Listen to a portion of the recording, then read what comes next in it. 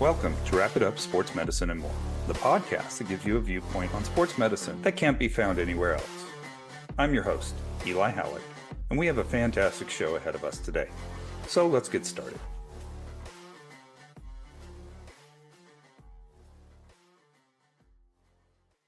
Welcome to Wrap It Up Sports Medicine and More.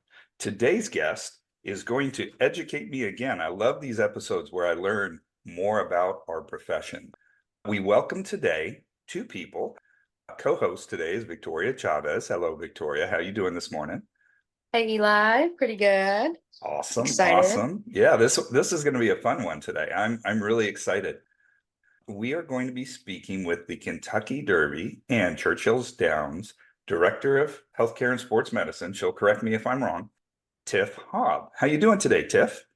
I'm good. And I do want to start out with just a slight correction. Please I'm give it to actually me. the director of Norton Sports Health through Norton Healthcare in Louisville, Kentucky. And then we work through a partnership with Churchill Downs, which I'm happy to further explain. Please do. A dear friend of mine whose father is actually in the Hall of Fame I believe as a trainer. But I told him what we were doing this weekend and he flipped out. He thought it was the coolest episode that we were going to do. So I think I actually have one new listener this week. I'm really excited. That's great. Make it two. I shared with my husband this morning that I was doing this as well. Awesome. So we got two people listening. Woohoo! Can't wait. So if you could go ahead, Tiff, and tell us a little bit about yourself and how you and Norton Health kind of work together with Churchill Downs and how this all came to be. Yeah, so I'll go ahead and share a little bit about my background. I am an athletic trainer. I started out going to undergrad at University of Toledo in Ohio, and received my bachelor's in athletic training there, and then went on to the University of Kentucky, received my post-professional master's degree in athletic training. At the time there, worked with mainly through a graduate assistantship with collegiate softball, and then following graduation, started working at the University of Louisville as the softball athletic trainer. Did that for about 8 years, and then had an opportunity to come on with Norton Healthcare as the coordinator for Norton Sports Health. So still worked as an athletic trainer, but moved more from that boots on the ground clinical perspective into more of a little bit of an administrative role. So I was able to utilize my background and experiences as an athletic trainer, but more as kind of the liaison for the hospital system with our partners, and then working on sponsorships and just supporting our growth as sports medicine within this area in Louisville, Kentucky, and Southern Indiana. From there, about a year into that position, we met with Churchill Downs. They sought us out to support their medical needs, and we were able to develop a partnership where we provided 2 of our sport medicine fellowship trained non-ops on our team to be their medical directors. And then through a state law, we have to have in the state of Kentucky, we have to have 1 physician and 1 nurse present at every live race day. So we were able to coordinate that schedule and then also provide services where we give all the jockeys their physicals and concussion testing, and then any other medical needs that they need. Through that partnership, we've also developed relationships with the backside workers at Churchill Downs, which has been really great because we're just able to support not only elevating jockey healthcare, but also just providing ease of access to the workers that are on the backside as well. So it's been an awesome partnership. I have a background growing up on a farm, riding and showing horses. So this was exciting for me to get into this world. I wasn't as familiar with actual horse racing and thoroughbreds and jockeys, but I was able to, over time, very fast create this expertise within using my passions as an equestrian rider, and then combining it with my 10 years of experience in sports medicine and athletic training. And they just together went really well. And it's been a huge passion project of mine. It's definitely one of our favorite partnerships to work on. What a wonderful blend of your life to have the love of animals and equine and athletic training, sports medicine come together in such a cool way. It doesn't happen often. That had to just be a day you jumped for joy. That must have been really cool. I definitely jumped all over this, which has been awesome. So I enjoy going out to the track. I enjoy supporting and learning more about this industry. And it definitely, I've made some contacts throughout not only the US, but also even throughout the world internationally, which has been just doors open that didn't open, in the collegiate setting. And I definitely enjoyed my time in the collegiate setting, but I never thought moving into more of an administration role that I would have this opportunity to still work hands-on and work in this kind of subspecialty area of sports medicine with this equestrian rider portion. So it's been a blessing for sure. There aren't words to even describe how cool this is. When you find that little beautiful niche that really blends all your loves, that's just so, I'm just a tad bit jealous. That's pretty nice. Yeah, it's been great. And one of the other things is we've really worked over the last 2 to 3 years, not only elevating from that jockey healthcare perspective, the medical care that was provided, but also creating kind of that specialty niche and promoting it across the nation. So with athletic trainers and just promoting the expertise and the training that athletic trainers have and what they can bring to the table. Our two medical directors for Churchill Downs as physicians have really championed having athletic trainers on the grounds to support them with what they're doing. And then just seeing how I can do the concussion test and assist with the physical and just provide really some ways that I'm like, hey, as we're returning this athlete, what are your thoughts on they're going to continue to ride, but they have this MCL sprain, let's put them in a brace, but outside of when they're riding, because they're going to ride anyways. Right. So let's work with them to kind of develop this plan together. And so it's been awesome. Again, as I mentioned, to utilize my background as an equestrian rider to try to transition that. And then my love for biomechanics to watch them, okay, they're posted in this way in the saddle, which is different. And how can we add that return to ride piece and just kind of make this niche and specialty sports medicine area. So it's been awesome. I love it. It's exciting.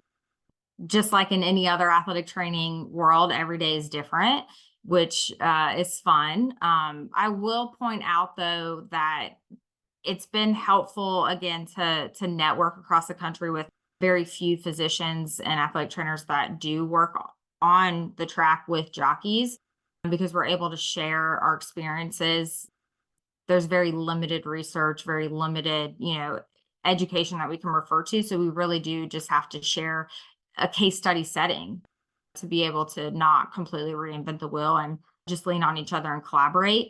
Dr. Kelly Ryan out of Baltimore has also been really a lead in this industry with elevating jockey healthcare and really promoting this kind of sub niche profession within sports medicine. So she's become a very good friend of mine through this opportunity of providing care at Churchill Downs. Wow. That's, it blows my mind. Now, you mentioned that it's really, as we can imagine, a real subspecialty. It's very unique little niche, and there aren't many in the nation right now. I know when I was trying to do a little bit of research, I couldn't come up with much of anything. So, what would you estimate right now? How many athletic trainers are really working with helping the jockeys, say nationally right now? I don't know that I could even answer that question, Eli. I know Mandy was athletic trainer that was working out of Delaware, and she recently has taken another job, but she also was at the track and extremely involved and really was on the forefront. But outside of our current track, I'm currently not aware of any other tracks at the moment.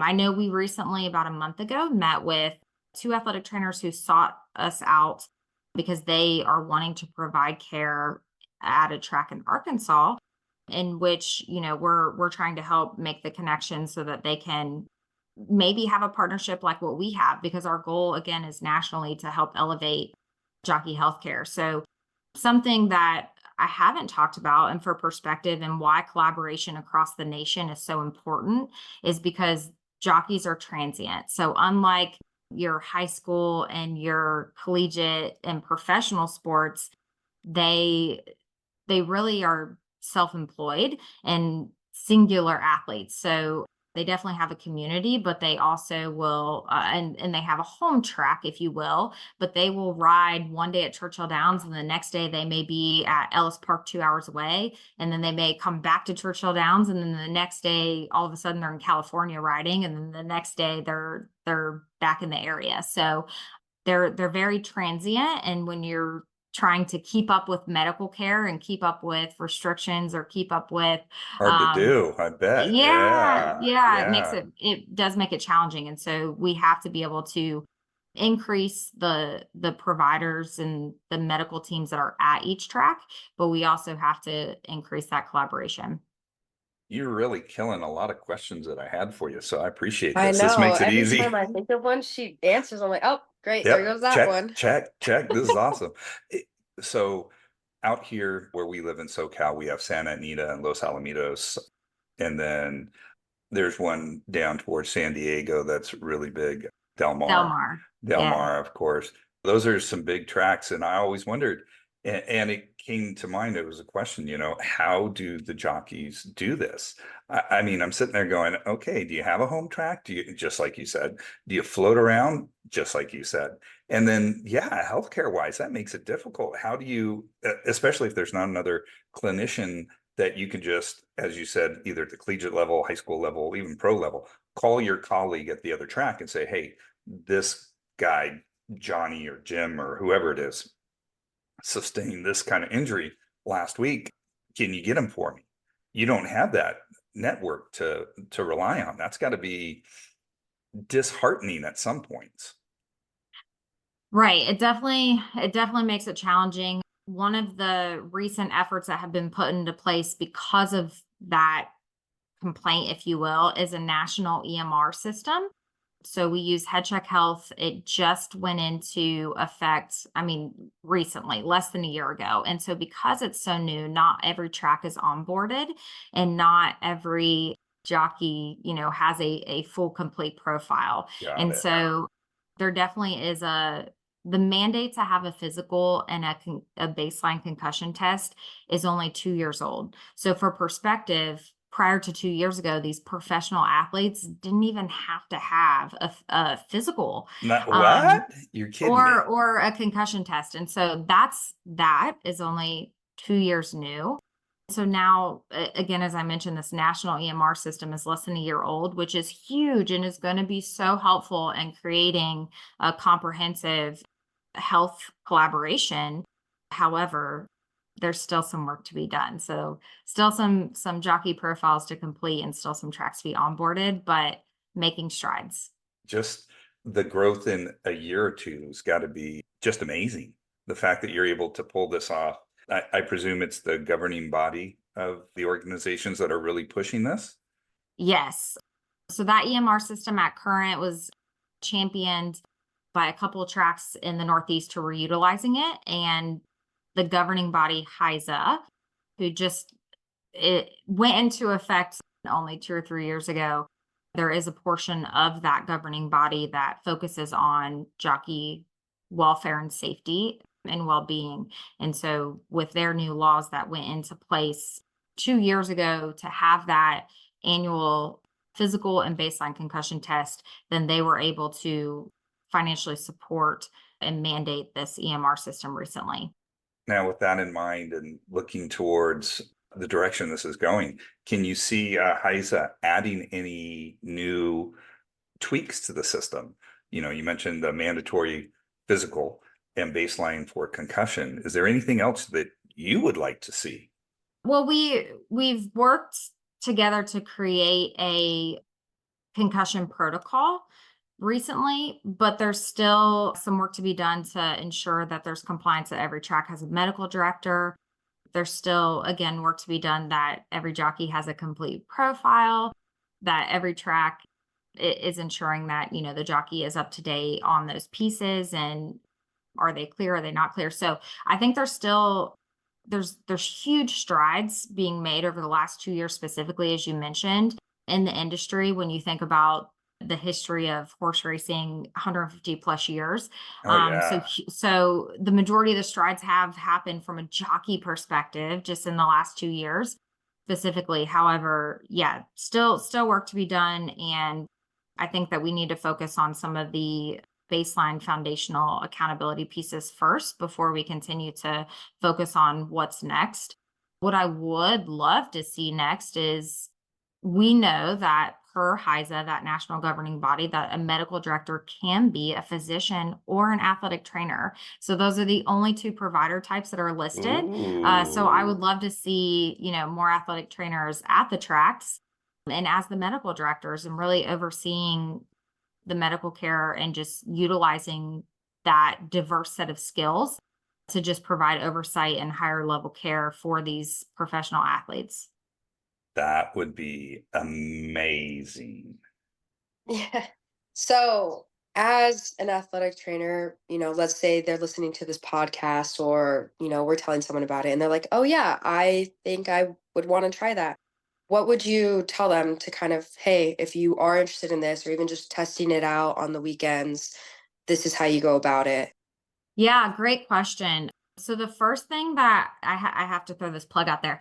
The first thing that I would do is, one, obviously identify a provider or an athletic trainer that they know that does work at a racetrack.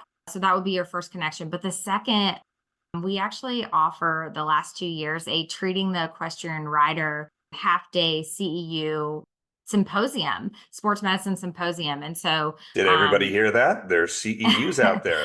Yes. So they're in March every year. Norton Healthcare offers a sports medicine symposium, and the Saturday morning session for the last 2 years has had a offering that is specific to treating the equestrian rider. So you're getting CEUs, you're getting that sub niche specialty sports medicine focus on treating the equestrian rider.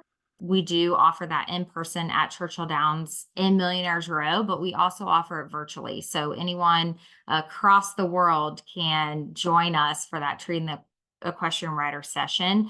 And I want to focus and point out that it's treating the equestrian rider because it's not just jockey specific. It's also your dressage rider. It's also focused on your trail rider, your jumper. And so it is multifaceted even within the equestrian industry itself.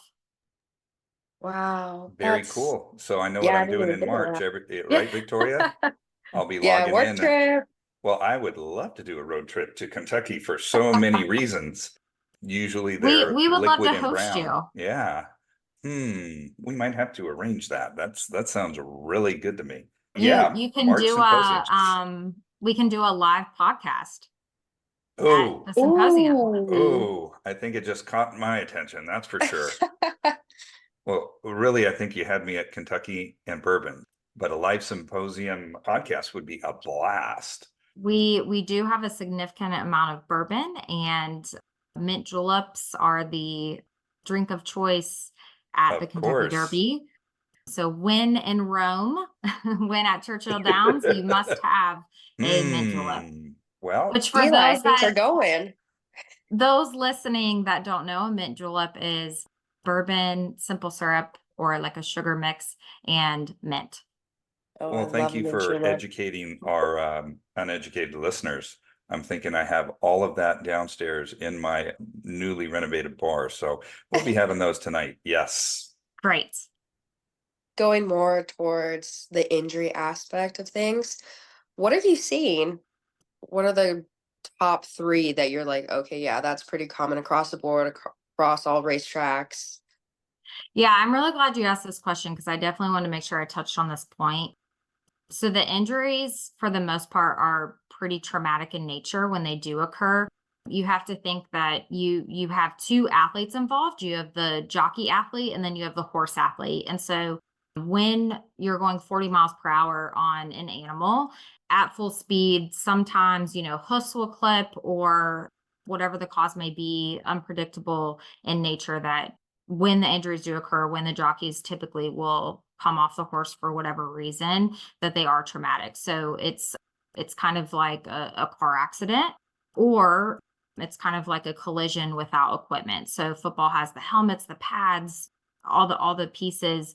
Our jockeys have a helmet, and then they do wear a vest, but they're also weight mandated, and so weight is always an issue. So they have minimal equipment. They have a very lightweight vest and a helmet. And it's not like that helmet is a football helmet that's been tested and trajectories and everything else that goes into it. It's a leather helmet, correct? No, there is some testing. They do have to be certified. And if there is an impact that takes place, then typically that helmet straps will be cut and that helmet has to be discarded. Excellent. There is actually a program that you can mail that helmet back in. And some companies will give you a certificate or give you, a voucher towards your next helmet so that they can do further testing on that impacted helmet. But there are researchers out there that do testing on the helmets, and then there are certifications. So That's yeah, fantastic. the Okay. helmet and vest industry, there is a ton of studies going on. A lot of them are international. There are some within the US, but we also know, just like in other sports and football, there's still progressions to be made in all protective equipment, but they do have that. Typical injuries, number one, fractures and concussions. So those are the main things that you're going to see. And then obviously your sprained strains. The thing that's very different about your jockeys in a sports physical compared to some of your other athletes is that when you're going through their physical history, they're like, oh yeah, I've had, a couple concussions. Yeah, I've probably had over 10 fractures. They've had so many significant injuries because of the amount of falls and collisions and things that I think it's just, sadly, I want to say a rite of passage. It's just normal. And so I feel like, I've had one fracture that I can tell you exactly the year I had it, exactly where it is. And to them, they're like, oh yeah, I've had, No big deal. over 10 fractures, multiple concussions. And so it's, again, their injuries are very traumatic in nature for the most part. The other thing to keep in mind too, as these athletes are individuals employed, that this is how they make their money. So if they're not riding, they're not They're making not money. they're not making income. So they're Yeah. almost pressed to keep going. Exactly. This is their way of life. And so they're very tough. They're very gritty. And so with that being said, again, our job is to protect them long term and educate them. We also want to see them ride. We don't want to hold them from riding, but we want to make sure that if they are riding, that they're safe to do so and they're safe to return. If they're not safe to ride, the horse is also at risk and the other riders during that race are at risk. So it increases risk for all other athletes involved, the horse and other jockeys included, and then obviously themselves. Yes, our goal is not to keep you from riding. Our goal is to help you ride, but we want to make sure you're safe to do so. Typically, the main area of injury on the track is the starting gate. It has the highest rate of injuries. Your second highest, I believe, is down that straightaway towards the finish line. So those are the two places that we are always keeping our eye during those live races. But to note, we also have exercise riding in the morning. So typically that 5 a.m. to 10 a.m., some of our jockeys will also exercise ride and train in the mornings. So we are not present for the most part during those morning exercise rides, but we do have ambulance on site, and we have a really good relationship with our on-site ambulance that anytime an injury occurs, they immediately let us know so that we can follow up and provide that care too. Wow. You know what? It makes so much sense as you say it at the starting gate, because as they're trying to lurch out and get going, you have that big metal frame, you've got all that muscle just shooting out of the gate, and the potential to lose direction or lose grip or lose anything. I'm sure that's got a really, really high percentage of those injuries if we were to look at statistics. Yeah, and going into a really small confined space and knowing that the gate's getting ready to open and you're gonna, shoot out as fast as you can. Sometimes the horses don't want to go in that little tiny small space for a second. And so There's definitely a higher rate of injury at that location. That is definitely the most dangerous part and most dangerous How couple often does seconds of something a whole race. happen inside the gate? It does happen.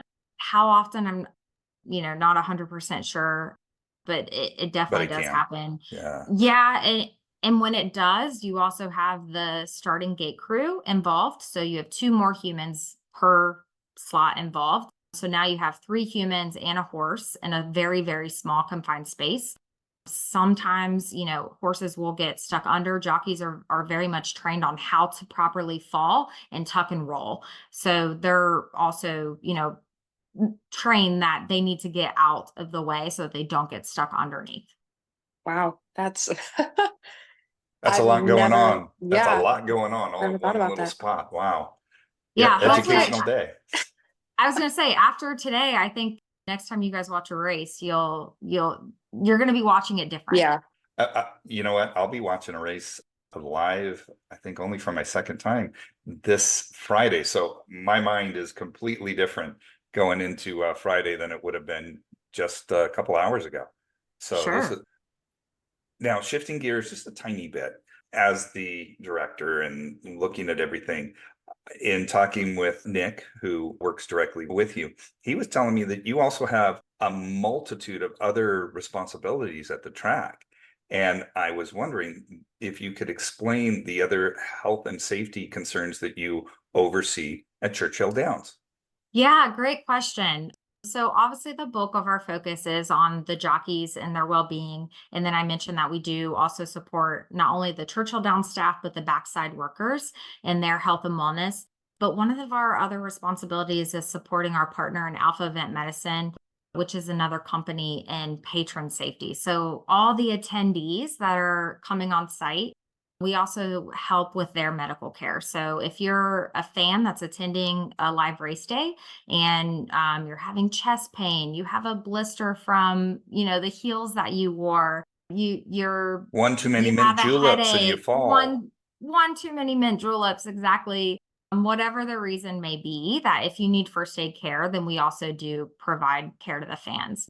Yeah, lots going on. Derby week specifically, we definitely up the number of providers that we have on site. So we have physicians, we have nurses, obviously athletic trainers, but then through, again, Alpha Event Medicine, they also have paramedics and EMTs.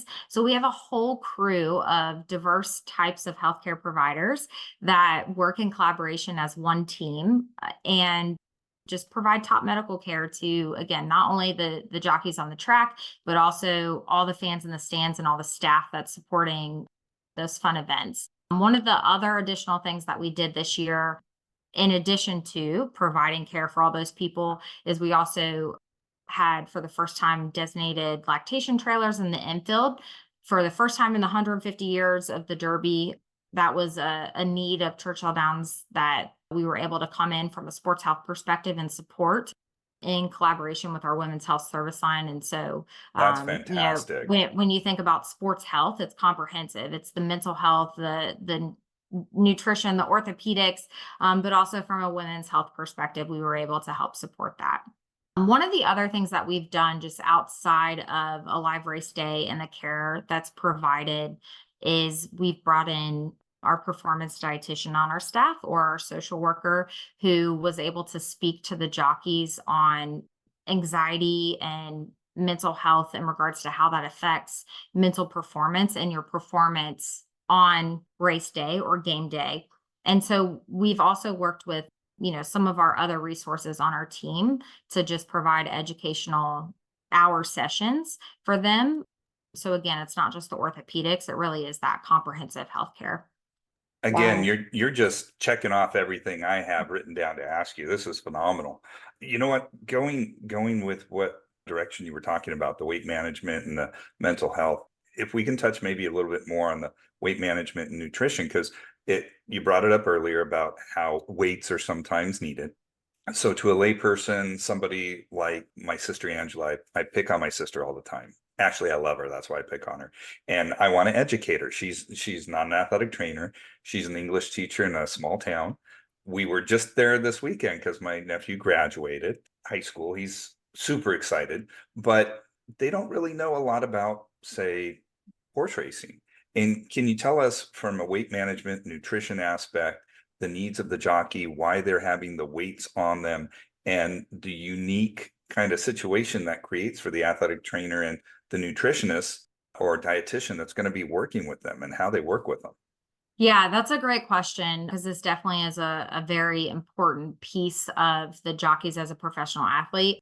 So, just like with wrestling, how there's weight classes, with horse racing, there also is a weight component to the jockey. So, the jockeys are, before every race, have to weigh in, and you'll see on the race card typically a associated weight. So, normally the jockeys are around 118 pounds. That's on average because they are also weighted with their equipment. And Well, so they want to stay, 118 with equipment on. typically the human is 118 plus their equipment. So yeah, they want to stay under a specific weight. And because of that, most jockeys are genetically smaller humans anyways. They may be a little more petite than your average athlete, but that is because of the weight component. And so These men and women got to be pound for pound, just pure athletes then. yes, and most jockeys do race 6 or 7 days a week, and if they're racing in more than 1 race a day, they're being weighed more than 1 race a day, so it's not like they can just weigh at 8 a.m. and then, stuff with protein and carbs to be physically fueled like other athletes. They're weighed before every race, and then if you're in the top 3, you're weighed right after the race. So they're being weighed multiple times a day, multiple times a week. And so you think from a psyche component, that definitely plays a factor. And then obviously from a fueling standpoint, there's just this kind of industry wide, I guess, cultural block, if you will, because they don't really want to eat, or they'll eat like 1 or 2 peanuts between a race. And so we're saying, we're over here in other sports saying you need to fuel prior to the game, maybe halftime, eat an orange, hydrate, make sure you're hydrated, which is water weight as well. And then after, you need to fuel, but they're very much hesitant to obviously focused on what calories they're intaking, and even water weight as well, right? And so it's something that we're battling, I think, from a nationwide perspective within this industry, that maybe it's time to up the weight a little bit. There's obviously a lot of other people involved in that decision, but we're I think we've made great strides just in the last 2 to 3 years in destigmatizing mental health, again, elevating just healthcare in general, and that it's okay to see the physician and it's okay to see the athletic trainer to receive care. That doesn't mean you're not riding. And then we're also working on, just if you have a concussion, you need to report that. And here's the symptoms, and let me educate you on these symptoms. And here's the long-term effect of multiple concussions. And so now we also need to put a focus on the weight component of it, and the mental aspects associated, and the physical outcomes of not being, Of malnutrition. Really, yeah, that's what it yeah, is. Wow, I never would have guessed that. Well, what's crazy yes, is thinking of the previous podcast we did, Eli, with the MMA I athletic was just trainer, and thinking the same thing, right? he spoke about the nutritionist being with the fighter and making sure that it is safe of getting down to the weight and then also returning. And I don't know if that's something you guys have thought about, of having a nutritionist for that racetrack, home racetrack, and following that. But I'm sure it's hard to track all of the jockeys. But then the big difference for the MMA, or excuse me, MMA was the fighting style, UFC, they Yeah. were also independent contractors, but Yep. they were on site. So they kind of were there nonstop, working with the dietitian, working with the medical staff to enhance their performance. But wow, now you've got these freelance guys and gals floating around to the different tracks, going 6 races in a day. Holy moly. Elevate your knowledge, ignite your curiosity, and compete with the best minds at events hosted by the American Academic Competition Institute. AACI's sports medicine competitions feature practical exercises, challenging quizzes, specialty tests, and keynote speakers that foster knowledge and social engagement in healthcare and sports medicine. Go to aacitest.org for more information on upcoming regional and national competitions. Sign up for the ultimate intellectual showdown. So 6 Yes. races in a day, that's crazy. I have one question that I just kind of want to get out there, especially after hearing that 6 races comment. When it comes to their mental health and concussions, I know we touched on that a little bit, but there is a high risk for injuries, falls, blow to the head. That mental stress that they're facing throughout the races, throughout practices, how is that addressed? Like, is there someone on site for that? And then what can you, if you can, walk us through the kind of protocols you guys have for identifying the concussion and then that management of it later on? Yeah, those are all great questions. So a lot of the tracks will use their physician, or if they have an athletic trainer on site, as that liaison for a referral, or so that the jockeys know that they can go to that provider if they want to self-report. Within their physical itself, there are some screening questions. And then we've also started talking about, just like we do with our collegiate athletes, do we add in, some of those mental health screeners? But with that being said, if you implement a screener tool, then you also need to have that call to action after of here's what we do. And so we're working on those pieces. We do have a chaplain on our backside, and a lot of the tracks will use that chaplain kind of as that initial mental health support. So that's something that, as we're progressing just the healthcare within this industry track side, that the chaplain service exists more prevalent, I would say, across the track community. So again, we're working specifically at Churchill Downs on that mental health piece. I think building the trust in the relationship, and then using that sports physical to as that screening tool to just kind of open up the opportunity and open up, identifying questions to gain more information, and then creating that referral pathway to behavioral health. We're definitely working to progress that, but it does take us being on site 2 and 3 years and being there 75 race days out of the year and being present to build that trust of we really are here to help, and just coordinate all the resources available to you to optimize you as your quality of life and optimize your performance as a jockey. Wow, thank you. So here's something I just thought of. How often do you know, if at all, a jockey has hid a concussion, gone through, and then has either fallen off or something else happened that also brought that concussion to light in addition to whatever else they sustained? Yeah, I mean, I think it's the same as in every other sport, right? Like, there are athletes out there that do want to try and hide symptoms, or do hide symptoms. Never. That never Um, They happens. don't do No, that. no, no. They're always honest. They never lie. They never, or excuse me, bend the truth or forget details. That never happens. Yeah, so it's the same, Victoria. It's out there that they're just not educated on the risk. They're not educated maybe on what the actual protocol is, so that they can be treated properly. And, they're not maybe educated on why it's so important from a long-term care perspective of reporting those symptoms and not hiding them. So, yeah, again, just like any other sport at any other age, at any other level, it does happen. Yeah, so bottom line, doesn't matter what sport they're in, all athletes are the same. All athletes are the same. That's right.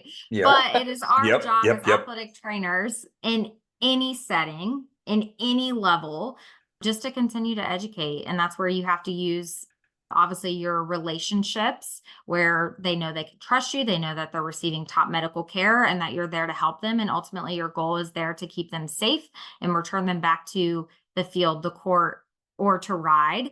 And then just continue to educate on the symptoms, how to recognize maybe if you suspect that you have a concussion, and just what the protocol is if they do have one, and that it's not scary and it's in their best interest. So education. Just had that talk with a coach the other day. Our goal is not to keep them out of the game or out of the event. We want them in there. We want to see them succeed.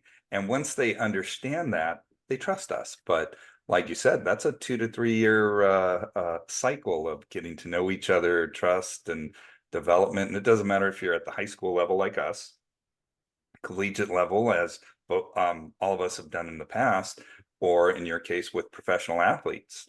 Those jockeys, they're not just thinking injuries, they're thinking, well, this is my livelihood. And if they don't race, they don't make money. So they have a second reason to potentially not mislead us, but not guide us down the path that we're looking to understand, which is not the best thing in the world for them, but I kind of get it. They got to make a living, got to pay your bills, got to do what you love. But yeah, wow, this is really just so educational today, and it's so funny how often all we do is educate others, whether it's something as simple as talking right now on a podcast or explaining the importance of nutrition. One thing that came to mind, and I was wondering how often this has affected jockeys: heat. I mean, you've got these beautiful animals that are so large and so powerful. The elements out there, you said today out that way, Nick was telling me, you guys got some nasty storms rolling through, but it's not always a nice overcast, cool day. How often does heat play a role with these jockeys, and what do you do? Yeah, that's a great question. Horse racing will race through almost anything. So I mean, they will race through muddy tracks, which obviously, increases risk of injury as well. They will race through all elements. Obviously, lightning, they're going to withhold the race. But from a heat perspective, it is very, very rare for a race day to be canceled. We actually, I believe it was 2 years ago, had 2 or 3 race days throughout the summer that was canceled due to heat. And that was, I mean, unheard of. How And hot so was it on those days? Any idea? Must have I been don't sweltering. recall. I don't recall the specifics. Oh, I wish I knew that off the top of my head. I don't remember, but it was like completely unheard of that had happened. So it's very rare. So Yeah. they just go. And then you They got just to go. and then you got to deal with the dehydration effects on not just the athletes, but also the horses, because God forbid something happens to them too. But that's not your side of it. That would be the veterinary side. So we're just thinking of the jockeys at that point and the other staff. That's right. And I just Nick, God bless him, who is our PR person here at Norton Healthcare and is a great, wonderful person we were referred to multiple times. Have to give him a shout out here. He sent, so it says index values of 105 to 109 were forecasted. Cancellations are rare, as I mentioned, and it was only the 22nd in track history and only the second related to extreme heat, joining June 28, 2012. So this was in 2022. So yeah, about 2 years ago, as I referenced. So back to the heat. Yeah, extremely Wow. rare that it's canceled. But to your point, then you have to again educate about how important it is to stay hydrated in those conditions, because it does affect your performance, and we want to make sure that you need to be able to react, and we don't want to affect your reaction time. We don't want to affect your cognitive ability, all the things, right, that can put you at risk of injury, and the horse and others that we know dehydration can cause. So hydration and heat, we definitely have to educate. And from a medical perspective, we know that we have to be on our toes for sure to respond appropriately, not only to the jockeys, but also to the fans in the stands. Oh yeah, that's true. You have what? Just a couple 100,000 sitting there, depending on the day. No big deal. Yeah, it depends on the event. Derby alone, there's well over, 150, 125,000, I believe.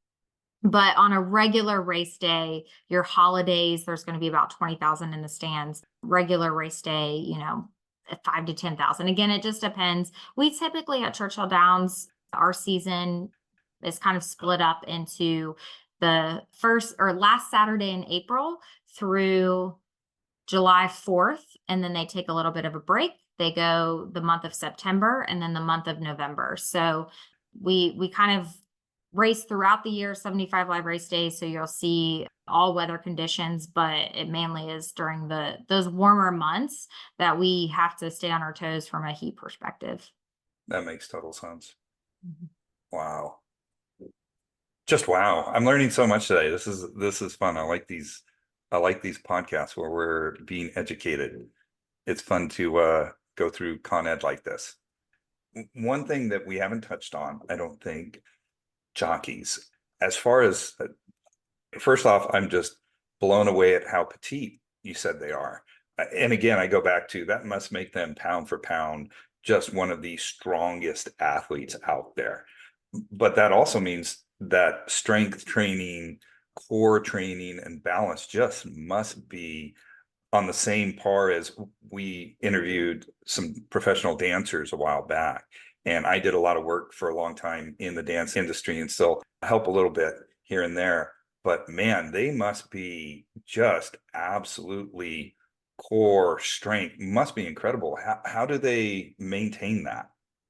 Great question. So, yes, to your point, they're extremely lean, and we know that muscle weighs more than what adipose tissue would be. And so, a lot of times when we're talking about strength training, they'll do more endurance-based TheraBand exercises or cardio as opposed to what you would see, the bench press, the dumbbells, the squat rack. Like The you're typical not really football going to. stuff, right? Gotcha. Yeah, you're not really going to see that type of training.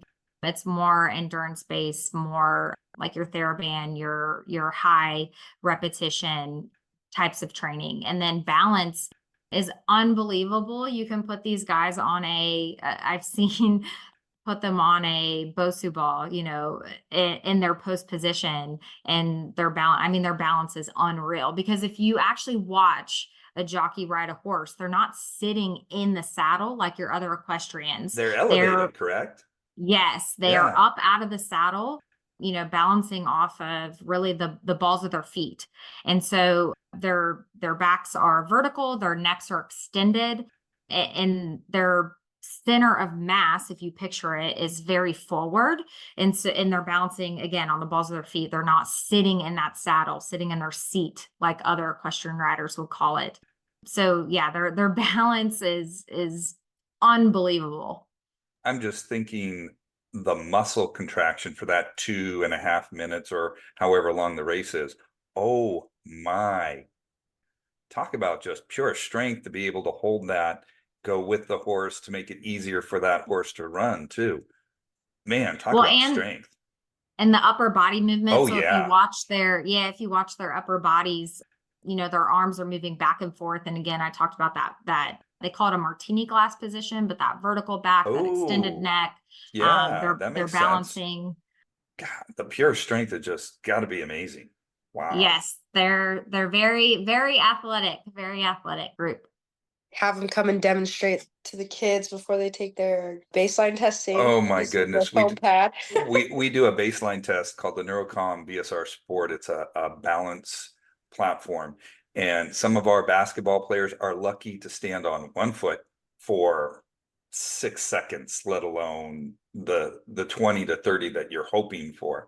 And the thought of these athletes being able to do that for 2.5 minutes just amazes me. Yeah, our boys just fall, bam, just like that. It's hilarious. Well, I'm over here saying that, and then as you're mentioning it reminds me, some of them do struggle with the eyes closed, single leg, Oh yes. Oh yes. No, concussion, yeah, we're talking eyes baseline. open right now. Yeah, eyes closed, Yeah. it's all gone there. Yeah, I guess I can't brag on this group too much. Looking towards the future, in your opinion, how can athletic trainers play a more prominent role in the horse race industry? I would say, just again, their diverse set of skills set them up for success to be able to elevate and treat this type of athlete. You have the emergency management component or emergency response and evaluation, and then you have the overall injury evaluation and the ability to treat and the ability to rehab, and utilizing your skills in rehab, but then utilizing biomechanic analysis and ability to adapt to their needs, and just that critical thinking component of how can I take what I know about rehab and how can I take what I know about the finish goal of that return to ride position and what the body is demanding, and connect the two. And so I think athletic trainers are perfect for this setting because of all those diverse set of skills, but mainly that injury evaluation and return to ride, or that rehab component, and then that emergency response and emergency management piece. Of course, we both agree, but we're just a little biased, but there's no doubt this is a perfect fit for athletic trainers. We just have to sell ourselves into the field. That's really what it comes down to. We have to educate those in charge and say, hey, look at us. We can do this. Victoria, you've been a little quiet the last few minutes. That's got me nervous. No, you're okay. You're okay. I was thinking, I mean, she's answered so many of the questions we had ready to go. She's kind of going. So I'm like, okay, what can we ask? But I did think of one. I know earlier you mentioned meeting people not just in the country but out of the country and all these connections. Communication. It can be hard between us and coaches, us and the students, parents. What would be, your big advice on keeping an open line of communication, whether it's in the country, out of the country, in your backyard? I think it goes back to sharing how we talked about earlier, making sure that this group knows that they can trust you and that they have built a relationship with you and that they feel comfortable for not only to share information, but also for you to have oversight of their medical care.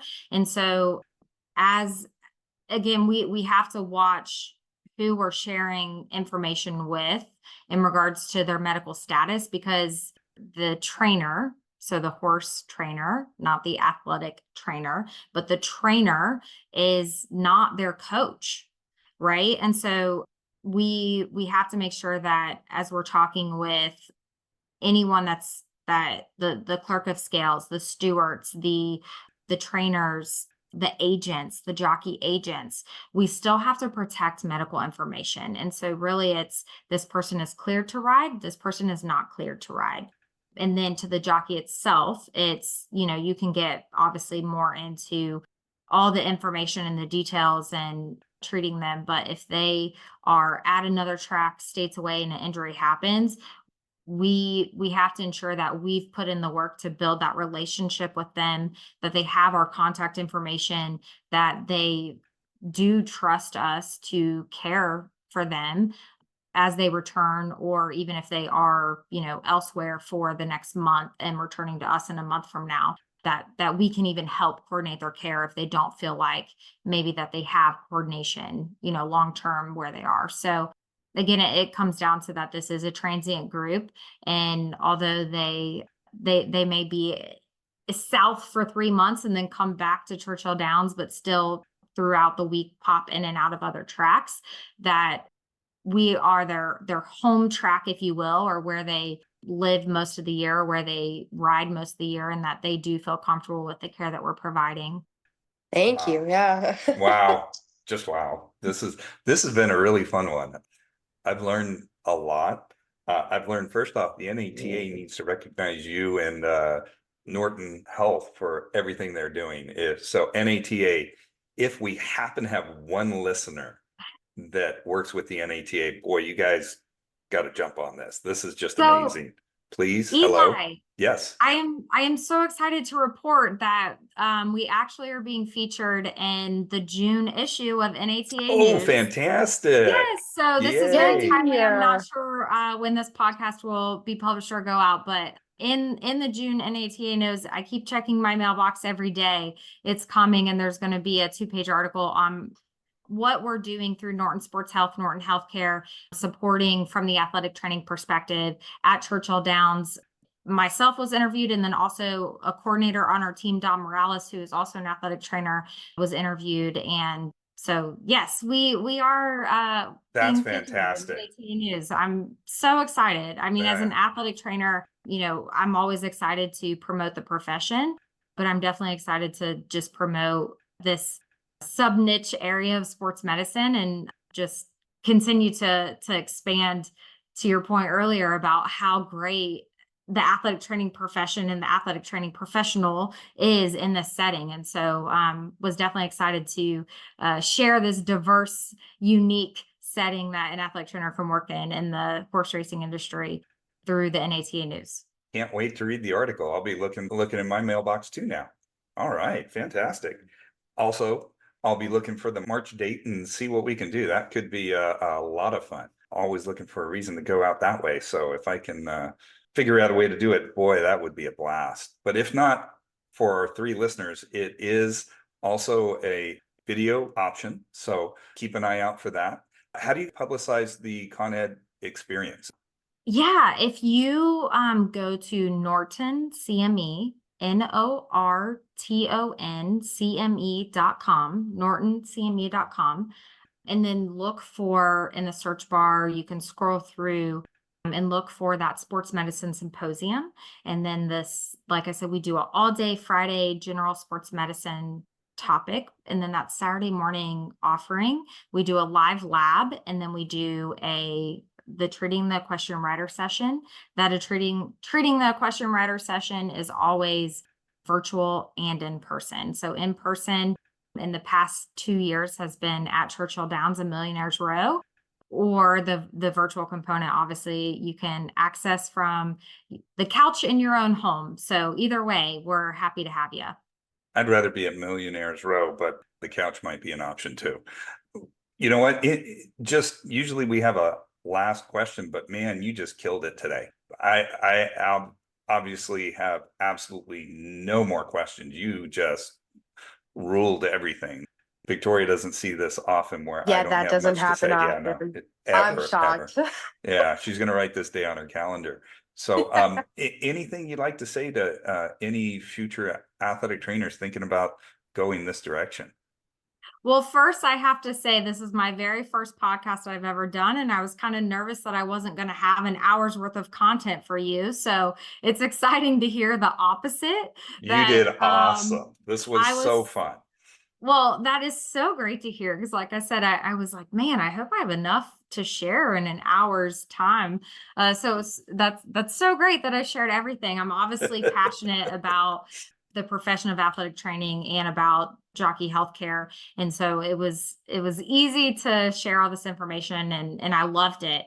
And to your question, what I would share, I'm sorry, you said share to athletic trainers wanting to.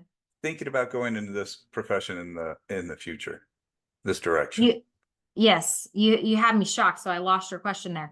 I would say just to really dive in, just like any profession that you want to, start to network, start to ask questions, try to find these specialty continuing ed options, but really it's about networking and just putting yourself out there, even seeing if you can, go shadow for a day just to really identify that setting and be able to ask questions. But I think networking is 100% the way to get into this industry. And then you may even have opportunities to, just like we did, create a partnership with a track through your current organization, be able to say, to the powers that be in your organization, hey, let's go meet with this track. I think we can really provide top care for this group, and have some marketing opportunities and drive referrals back, not just only to orthopedics, but again, to every service line in our hospital setting or in our industry. We really are a perfect fit to treat these athletes. And this is what may set us apart from other groups. And so, yeah, networking, number one and first most. It keeps going back to networking, doesn't it, Victoria? We hear that every episode. Oh, yeah. Kind of funny how that works out. Well, It's such a small industry. It's so Amen. important. Yep. Amen. It's never burn a bridge, because that bridge will you'll be at that bridge again at some point. No doubt about We're it. gonna burn it, demolish it. Hey, I haven't said that live yet, but I do say that every now and then. Victoria said it for you. Yeah, she did. She's pretty good at that. Tiff, as I just typed, you are awesome. This was so fun and educational. I have a feeling we could have done this for another hour. I really do. So next time, maybe we'll set aside 2 hours and make it a double episode, because this And was it'll be just, live. it'll be live as In Yeah. March. in March Yeah, as in we're March. drinking At mint the juleps.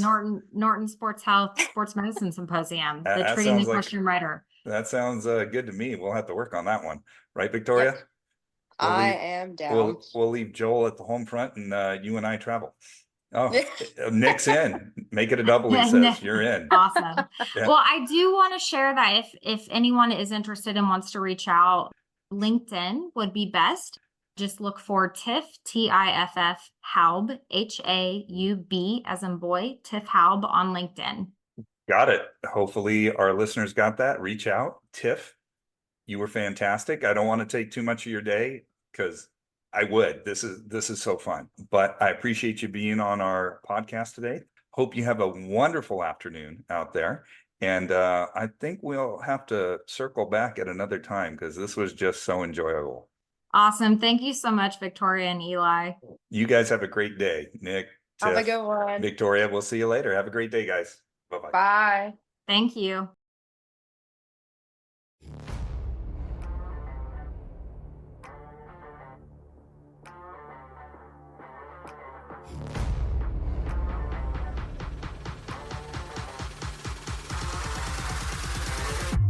We hope you enjoyed this episode. Want to make sure you hear every episode? Remember to like, follow, and subscribe to our podcast. Don't forget to share our podcast with your colleagues, family, and friends. Your support will help more people find and enjoy our content. Wrap It Up Sports Medicine and More is directed by Eli Hallak. It is produced by Gabriel Hallak. Our theme music is by Coma Studios via Pixabay. The views and opinions expressed on this podcast are solely those of the contributors. Want to know more about us? Visit us at wrapituppodcast.com. That's with 1P, wrapituppodcast.com. Wrap It Up Sports Medicine and More is a production of Hallak Consulting, LLC.